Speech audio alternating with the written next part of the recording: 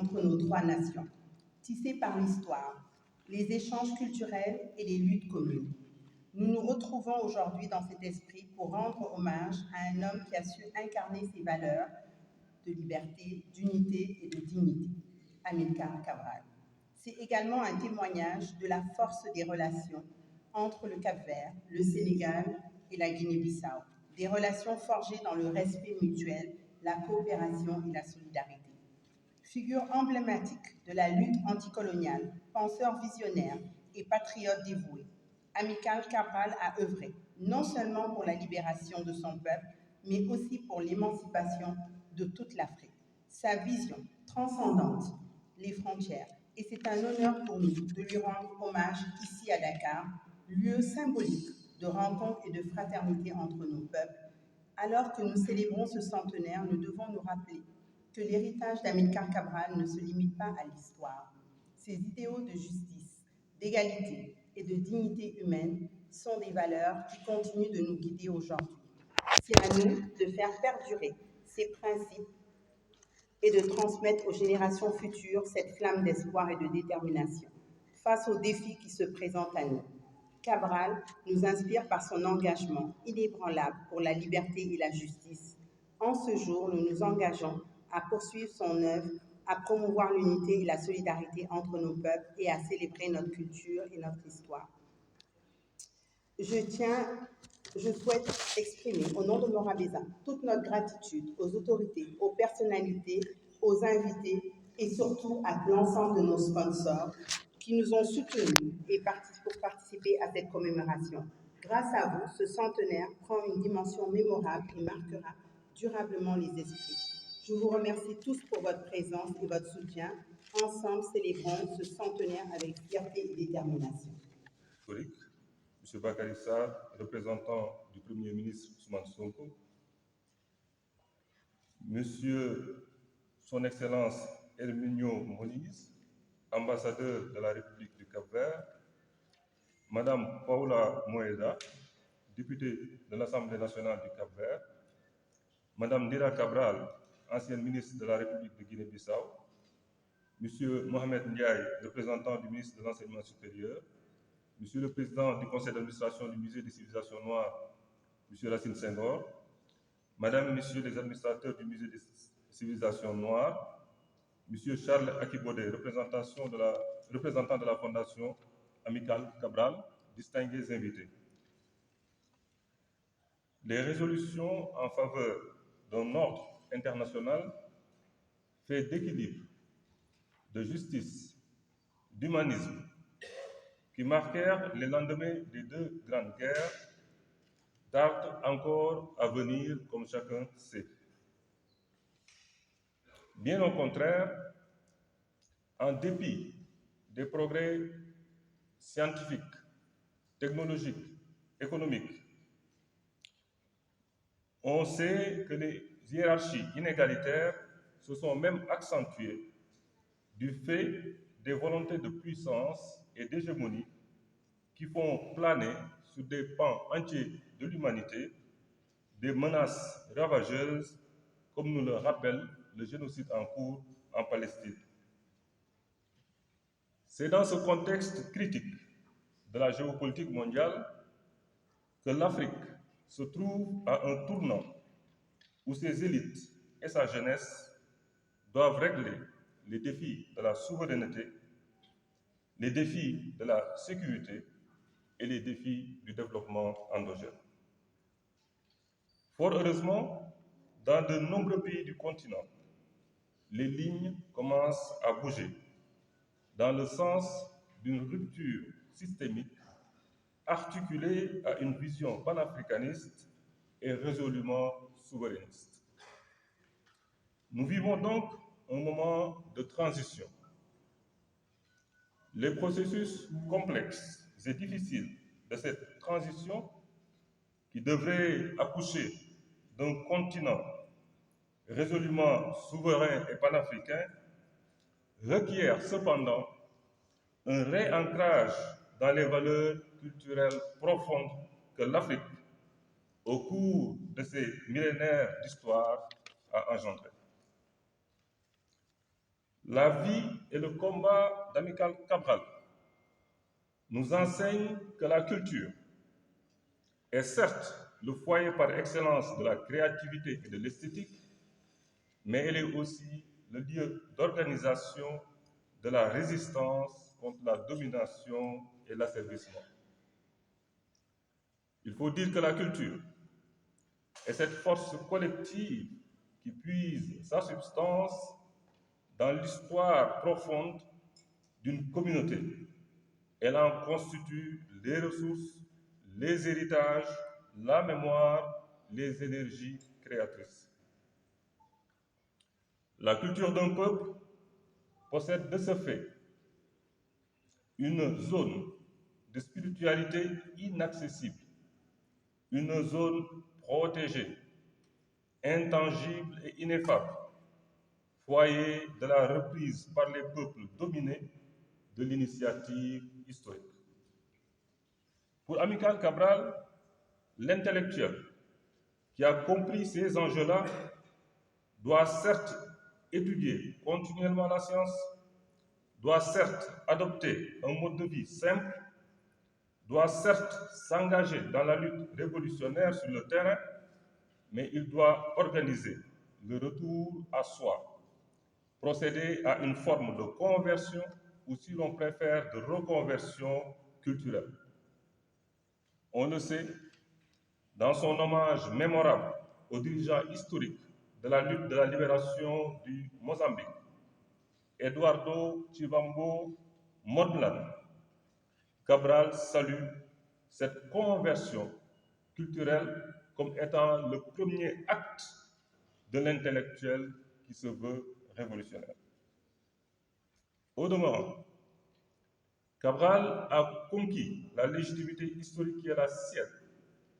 Il a acquis le statut élevé de dirigeant spirituel de la Révolution en orientant le PAIGC vers des actions de mobilisation, de conscientisation et d'éducation qui ont déclenché le processus du renouveau culturel. Dans une remarquable contribution intitulée « Exemple de la CORA dans la lutte de libération nationale du PAIGC », Benjamin Faye illustre d'ailleurs comment, dans la lutte contre le colonialisme portugais, le PAIGC s'est approprié la CORA, les messages tambourinés, les chansons créoles, et comment ces moyens de communication culturelle ont contribué efficacement à la reprise de l'initiative historique pour la maîtrise de son destin, celui de vivre libre, de vivre souverain et solidaire. Aussi, précise Benjamin Faye, tout autant que le sociolinguiste Jean-Luc Calvet, dans Linguistique et colonialisme, les langues créoles, mais de manière générale les langues africaines, ont toujours été, et ce depuis l'esclavage, des maquis linguistiques, des foyers d'ébullition de la révolte, et elles ont forgé la dimension de la résistance culturelle. Bien avant Faye, bien avant Calvet, Frantz Fanon, dans Les Damnés de la Terre notamment, avait montré que la culture populaire, qui semble Nous allons accueillir cette fois-ci un historien, spécialiste du patrimoine mondial, africain, membre de la Fondation Amilcar Cabral, conseiller du président de la République du Cap-Vert, je vous nomme M. Charles Akibodé. Merci de l'accueillir.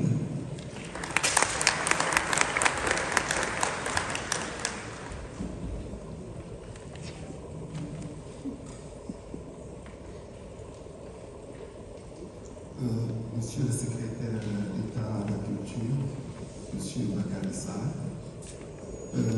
Monsieur Mohamed Ndiaye, représentant le ministre de l'Éducation, Excellence Monsieur l'ambassadeur Hermino, cher ami, Madame Paula Mouega, cher ami, députée à l'Assemblée nationale du PAICV, Monsieur Racine Senghor, je ne peux pas m'empêcher de le citer, il est ici parmi nous. Mon cher ami le poète, et bien sûr Tambadou et tout ce qui est là, chers intervenants qui êtes venus de très loin de la France, mais aussi ceux qui sont venus de la Guinée-Bissau. Madame la ministre de la Culture, chère amie Ndire Kabla, chères sœurs et amis surtout, monsieur le secrétaire général du musée, et je dois aussi citer monsieur Joseph Cabral, on s'est croisé rapidement, je ne sais pas s'il est dans la salle. Ah, il est là, caché derrière. Madame Gisèle Lopez d'Almeida, chère sœur et amie, chère combattante, nouvelle combattante de la patrie. Monsieur le directeur général des musées, je crois qu'après votre allocution, je devrais me taire. Je ne pense pas avoir grand chose à dire, parce que apparemment, je pense qu'il y a eu une fuite. Vous avez lu mon discours. Mais tout juste pour vous dire que la rencontre d'ici de Dakar, c'est revivre Amilcar Cabral. Qu'est-ce que revivre Amilcar Cabral? Il s'agit tout juste qu'on essaie de revoir Amilcar Cabral dans le contexte d'aujourd'hui, dans le contexte actuel, et vous en avez cité. Le monde que nous vivons aujourd'hui est de plus en plus, disons, un monde qui nous échappe à cause des réseaux sociaux. Notre jeunesse semble s'abreuver à des références culturelles qui ne semblent pas être des nôtres. Apparemment, même nos langues nationales sont tellement mal parlées, parce que j'ai un ami qui est tout couleur, et quand il me parle de tout couleur, je le regarde, je dis, mais est-ce que tu es sûr que tu parles tout couleur? Il me dit, Mbada, c'est quoi? Donc il le parle avec un accent très francisé. Revivre Amilcar Cabral. Monsieur Herminio Moïse, ambassadeur de la République du Cap-Vert, Madame Ndira Cabral, ancienne ministre de la République de Guinée-Bissau, Monsieur Charles Akibodé, représentant de la Fondation Amilcar Cabral et conseiller technique de Monsieur le Président de la République du Cap-Vert, Madame Paula Moeda, députée de la nation capverdienne à l'Assemblée nationale, mes chères personnalités distinguées en vos noms et en vos grades, chers compatriotes, chers amis. Nous sommes réunis aujourd'hui pour célébrer le centenaire d'un homme dont l'engagement et le courage ont transcendé les frontières. Un homme dont la vision pour l'Afrique reste aussi vivante aujourd'hui qu'elle l'était il y a 100 ans. Cet héros, ce penseur, ce patriote, c'est Amilcar Cabral. Il a été célébré dans le monde entier, sur tous les continents. Nous sommes très fiers de pouvoir le faire aujourd'hui sur le continent africain, et en particulier au Sénégal, qui a été une terre de soutien, de repli et de partage de cette lutte armée, dont l'histoire doit encore nous être contée par des personnes de notre communauté et tant d'autres. On ne saurait rendre hommage à Amilcar Cabral sans rendre hommage à tous ses compagnons de lutte. Nous avons aujourd'hui une pensée pieuse pour Monsieur Henri Labéry, qui nous a quittés cette année. Il aurait eu tant à dire et à partager. Nous remercions très sincèrement Monsieur Ousmane Sonko, Premier ministre de la République du Sénégal, ainsi que le président Pedro Verona Pires, président de la Fondation Amilcar Cabral, ancien président de la République du Sénégal, du Cap-Vert, prix Mo Ibrahim 2011 pour bonne gouvernance. Une mention spéciale pour le professeur Abdoulaye Bathily, qui, comme historien, contemporain de Amilcar Cabral, n'a ménagé absolument aucun effort dès les prémices de ce projet et en dépit de ses lourdes tâches d'envoyé spécial du président Bassirou Diomaye Faye. Nous remercions également toutes les personnalités académiques du Sénégal, du Portugal, du Cap-Vert, de la Guinée-Bissau et de la France.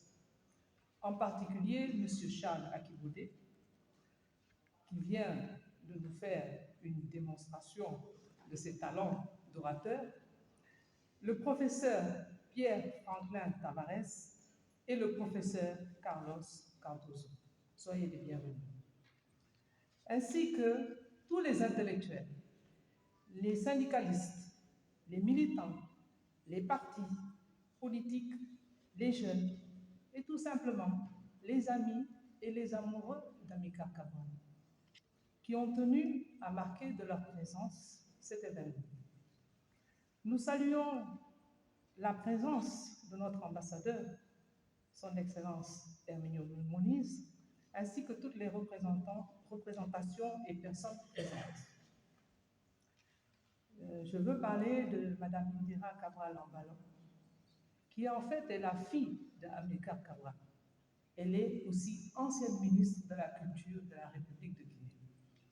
Je veux parler de Mme Paula Moeda, députée du Cap-Vert, mais qui est également présidente de la Fédération nationale des femmes du PAICV et également membre du bureau politique du PAICV.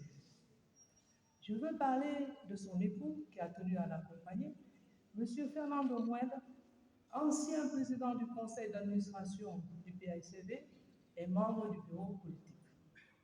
Nous aurons également le plaisir d'accueillir ce soir M. Jean-Baptiste Pereira, vice-président du PAICV, mais également leader du groupe parlementaire du PAICV à l'Assemblée nationale du Cap-Vert. Mais également mes remerciements iront à Monsieur le directeur général de ce musée, qui nous accueille, parce qu'il a été notre partenaire de la première heure. Et je puis dire que n'eût été son appui, je pense que cette activité aurait été également irréalisable. Alors, Monsieur le directeur général, soyez-en chaleureusement